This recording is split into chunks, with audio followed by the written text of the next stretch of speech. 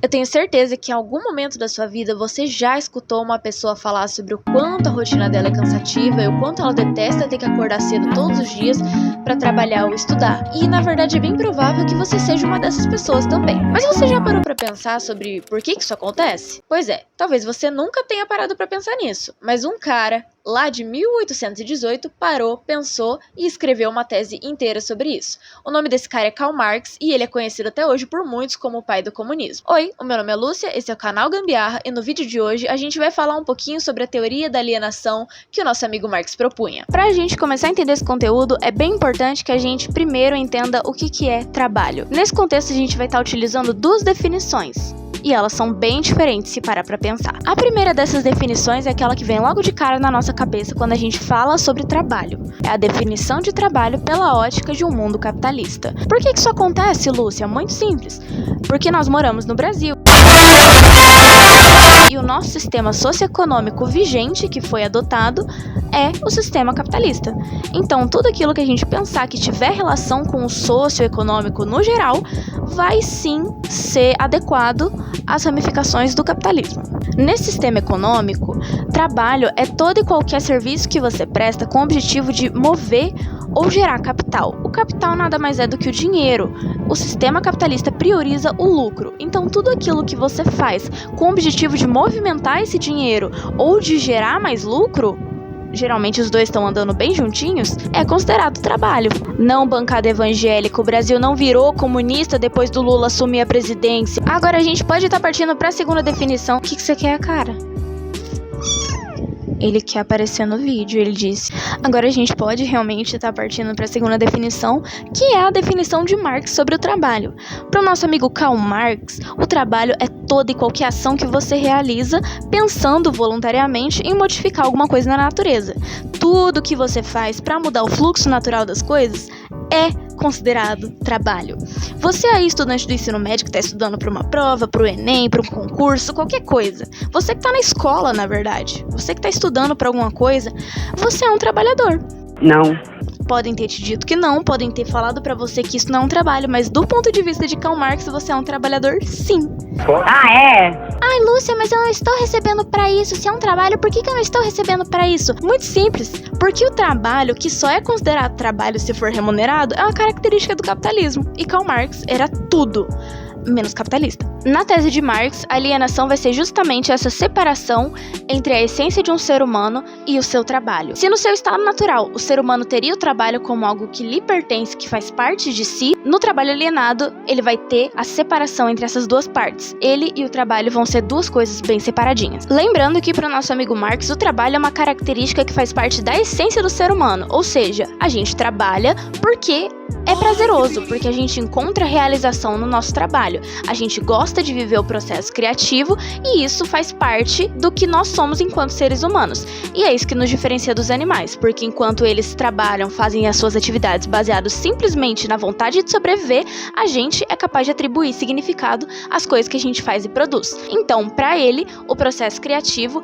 não é algo obrigatório para o homem, e sim algo que traz realização e sentido à vida dele. É importante a gente estar lembrando que nesse vídeo específico a gente falou apenas da alienação no trabalho, a relação entre trabalho e alienação, que é uma tese de Marx. Só que se vocês derem uma pesquisada rápida em qualquer canto da internet, vocês vão ver que até hoje esse conceito não é um conceito com significado fixo, ou seja, ele foi muito discutido em outras épocas históricas, inclusive por filósofos, sociólogos como Rousseau, Feuerbach e afins, e ele pode ser encaixado nos mais diversos âmbitos da sociedade e da cultura no geral. Então, é isso, quando vocês forem estudar história, lembrem-se que não existe conceito fixo, e sim que os conceitos são mudados de acordo com a sociedade e com a época no qual eles estão inseridos. E, na sua teoria, o Marx descreveu 4 tipos de alienação na sociedade capitalista, e a primeira delas é do trabalhador com relação ao produto ou objeto de seu trabalho. O trabalhador nesse tipo de alienação não vai reconhecer a si mesmo como ser produtor e criativo,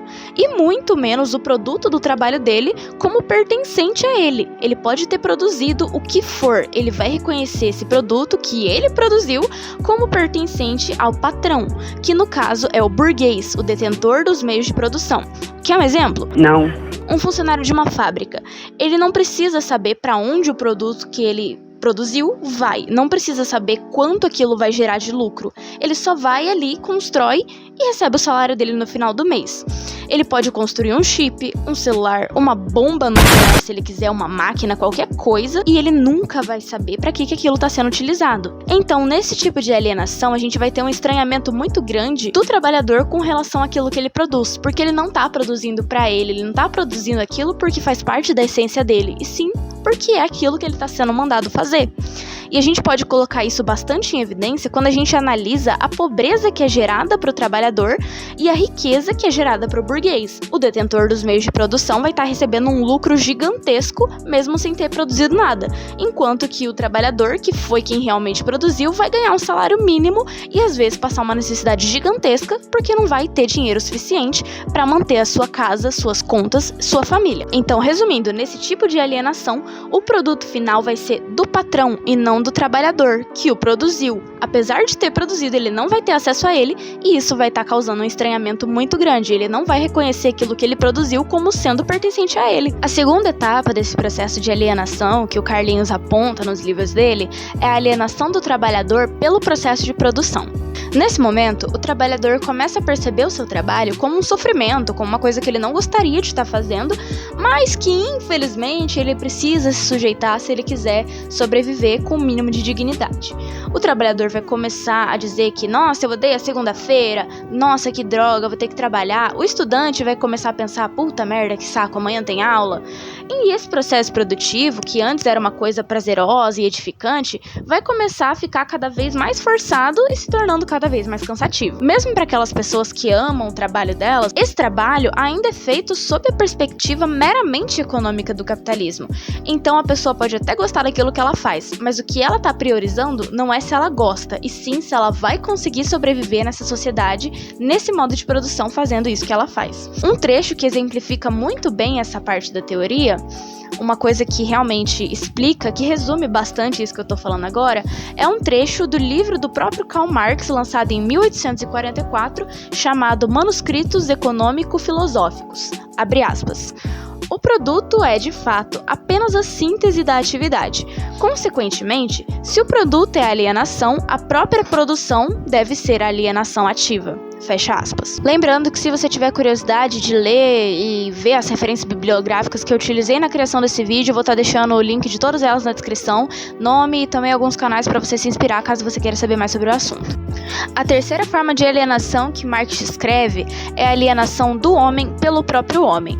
Nessa fase, o homem se torna um ser genérico e, como ele está separado da sua essência do trabalho, ele se individualiza. Ele percebe a essa altura que ele já está sendo explorado e ele compreende que ele não pode contar com mais ninguém, em outras palavras. Então ele vai se tornar um ser individual que vai lutar exclusivamente pela sua sobrevivência dentro desse modo de produção e vai simplesmente ficar alheio a todo o resto da sociedade. Ele não vai mais se reconhecer como um participante de uma espécie, e sim como um indivíduo solitário, isolado. Ele vai pensar o quê? Poxa, o produto que eu tô produzindo aqui não é importante pra mim, não é importante pra minha comunidade. Eu não preciso saber, então eu acho que talvez eu não faça parte dessa comunidade, porque se ele está sendo importante pro mundo, mas não pra mim, talvez eu não seja parte disso. Ele vai começar a garantir somente a sobrevivência dele, vai se tornar um ser individualista.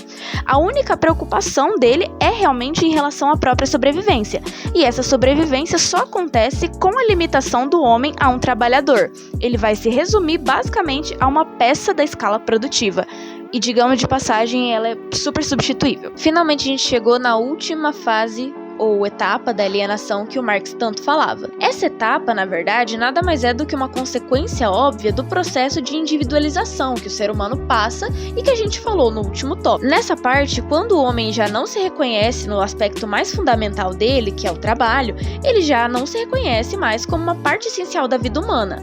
Então, quando ele não reconhece a si mesmo, ele se torna incapaz de reconhecer aos outros. E é aí que entra a alienação do homem para com os outros homens.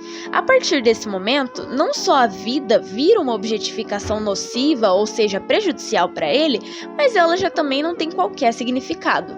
Agora você pensa, a gente está falando nisso a nível individual. Como será que isso não funciona em uma sociedade inteira? Como foi? Não sei. Pois é, isso é o que a gente chamaria de alienação em massa. Depois que a gente falou de tudo isso, a gente pode até se perguntar, mas esse cara, ele não tinha nenhuma solução que ele podia propor para mudar a sociedade? Então, o Marx falava que a única maneira de se transformar uma sociedade era adquirindo consciência de classe e fazendo a revolução. A consciência de classe seria o proletariado entender que ele está sendo explorado e que ele está numa classe colocada como inferior, e isso levaria à revolução que ele tanto falava. Existiam, claro, os pensadores do socialismo ou comunismo, entre aspas, utópico, mas isso já é um assunto para outro vídeo. Por enquanto, vai ser só isso mesmo. E é isso aí, galera. Chegamos no final do vídeo. Se você gostou, deixa o like, se inscreve, ativa o sininho das notificações para não perder mais nenhum conteúdo aqui do canal. Se vocês tiverem um interesse especial, uma curiosidade sobre o tema, eu vou estar deixando aqui embaixo na descrição todos os links, referências bibliográficas que eu utilizei para a construção desse vídeo e dicas de outros canais muito bacanas que vocês podem estar acompanhando se quiserem saber mais sobre esse assunto. Lembrando que se forem pesquisar qualquer coisa na internet, deem preferências para sites confiáveis e atualizados. Não adianta pegar dado de 2005 e querer aplicar nos dias atuais. Muito cuidado com compartilhamento de fake news e notícia sensacionalista, porque isso é muito noggers. Enfim, é isso. Espero que tenham gostado do vídeo. Se gostou, deixa o like aí e até a próxima.